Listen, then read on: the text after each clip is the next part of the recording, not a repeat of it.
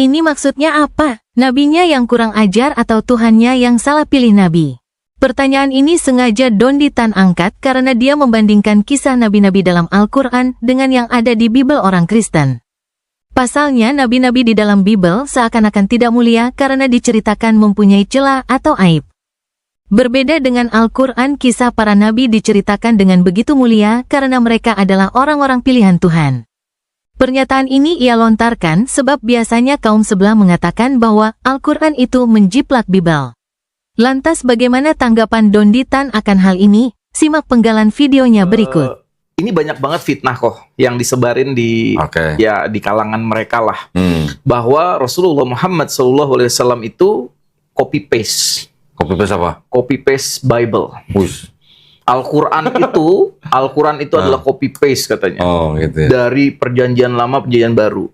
Padahal yang kita pelajari bersama kok dan guru kita bersama bilang, Syekh Ahmad Dedat bilang, Al-Quran adalah the last testament.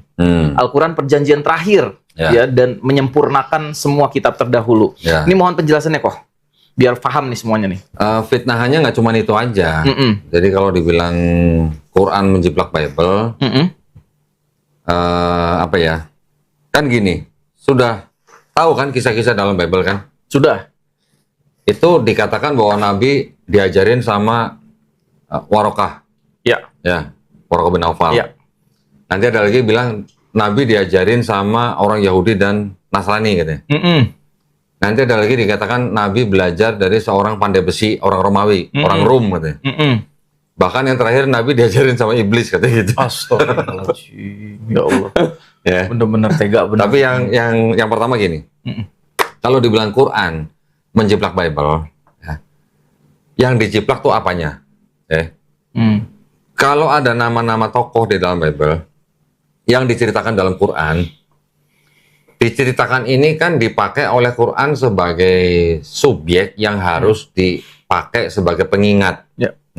Pengingat dalam manusia ini menjalani hidup, gitulah.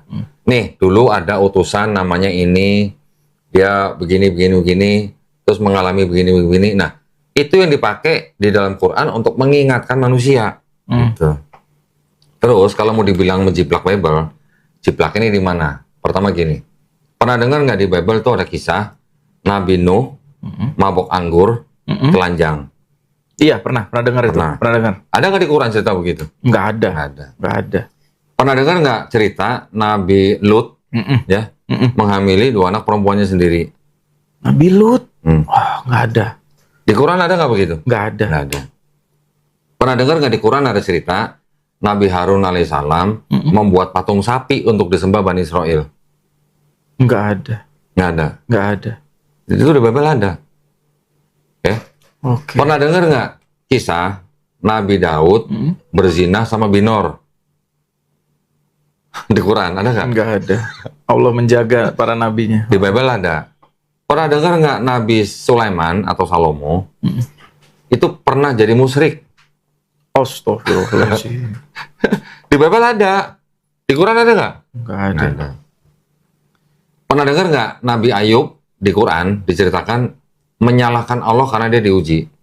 Nggak pernah. Sabar sekali Nabi Ayub. Nggak ada kan? Nggak ada. Di Bible ada. Dia bilang, Tuhan kamu berbuat kejam gitu kepada saya. Waduh.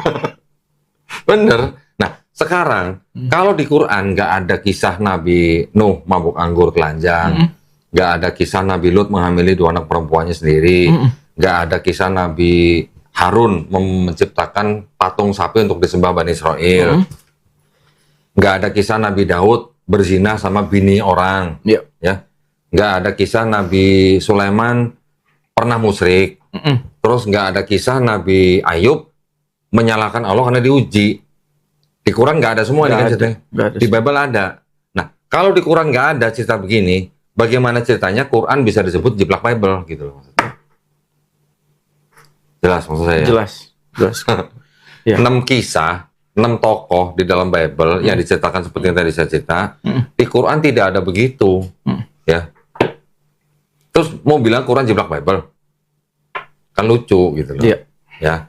Jadi yang saya bilang tadi, tokoh-tokoh di dalam Quran, entah itu Nabi Musa alaihissalam yang disebutkan 136 kali, Nabi Ibrahim alaihissalam yang disebutkan 69 kali, Nabi Idris, Nabi Hud, Nabi Adam alaihissalam, Nabi Nuh alaihissalam, Nabi Harun alaihissalam. Semua nabi-nabi yang diceritakan dalam Quran, itu kan boleh dikatakan nabi-nabi itu terbebas dari maksiat namanya. Ya.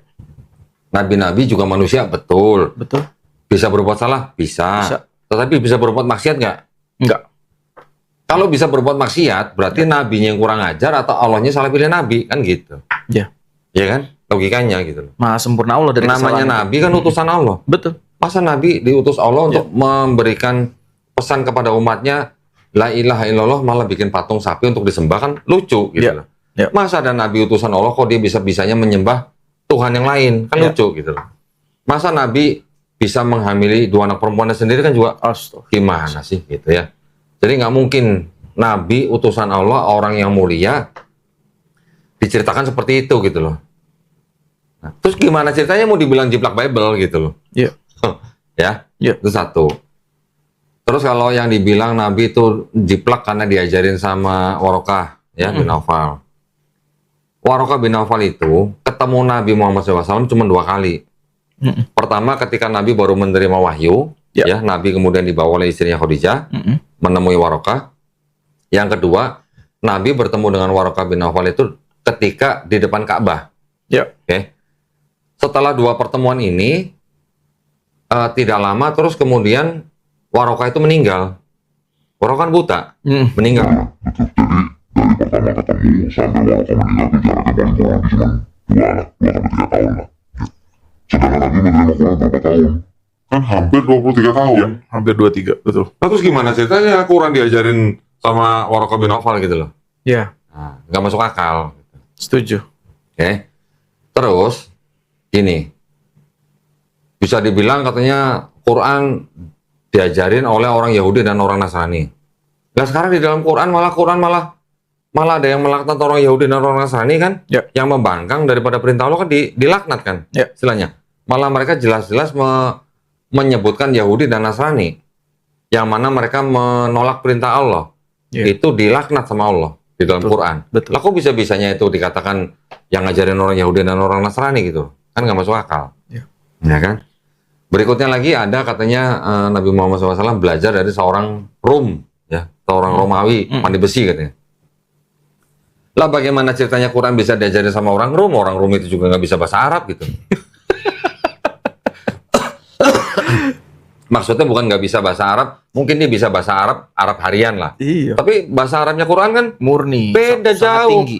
Beda jauh sama Iya. bahasa Arab yang harian gitu loh. Iya, betul. Nah, bagaimana mungkin ceritanya seorang pandai besi yang nggak bisa bahasa Arab tingkat tinggi bisa ngajarin Nabi Muhammad SAW untuk nyusun Quran, kan nggak mungkin mungkin, juga. nggak mungkin. Itu nggak masuk akal. Bukan mother language-nya, bukan Nah. mother tongue-nya. Terus yang terakhir katanya ada tuduhan bahwa Nabi Muhammad SAW nyusun Quran dibantu sama iblis. Astagfirullahaladzim. Kita mau baca Quran aja disuruh baca auzubillahi minasyaitonirrajim. Kok bisa-bisanya Quran diajari sama iblis, kan nggak make sense gitu loh. Iya. Ya. Jadi itu hanya tuduhan-tuduhan receh kalau menurut Iya. saya. Iya.